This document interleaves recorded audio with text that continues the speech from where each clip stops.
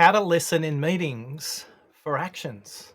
This question comes from Sophie, and she says, Oscar, what I struggle with the most when it comes to listening is turning what I hear into appropriate actions. Well, thanks, Sophie. Three things for you to consider is one, who takes the notes in the meeting? Two, how do you define what was actually agreed? And then finally, what will be different if the agreed action was actually taken? Now, Sophie, I sense you might be asking the question in the context of a group meeting, but if not, please leave a comment below and I'll give you the example for when you're working with one other person. In a group meeting, gain the agreement from the host, if you're not the host, at the very beginning of the meeting about who's taking the notes.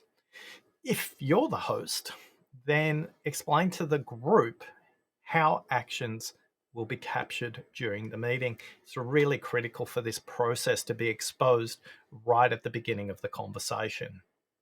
Now, by the way, Sophie, if you're in a discussion with just one other person, just agree with them as part of the dialogue who's going to take that action.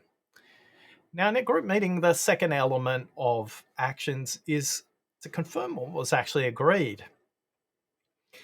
This is the biggest misstep I see people taking, and as a result, it's a common area where when you come back on the follow-up for this meeting, a lot of people are confused because they delivered what they thought they heard rather than what the group agreed to.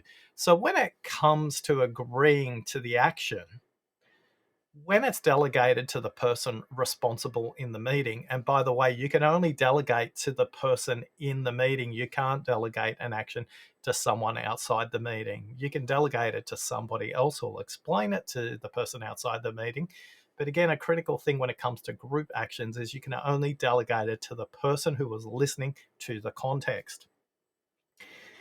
Now, you need to ask the person that it's delegated to verbally confirm what they're agreeing to, not by saying yes or no, I agree to that, but to confirm what they actually heard and to confirm the specific action they're going to take. Now, when this happens, it surfaces any misunderstanding really, really quickly. And it does so in the moment rather than after the fact when it's way too late and there's wasted effort on everybody's part. Finally, where appropriate, ask what will be different as a result of taking this action. Particularly in a group meeting, this helps people to understand the value of what they've decided and helps the group to prioritize its importance. So, Sophie, thanks for the question. And a quick reminder, remember who is taking the action in a group meeting. Ensure during the meeting what is agreed is verbalized. And then finally, what will be different as a result of taking this action. If you're like Sophie and got a question about workplace listening, just place it in the comments below. I'm Oscar Trimboli, and I'm on a quest to create 100 million deep listeners in the world. You've given me the greatest gift of all. You've listened to me.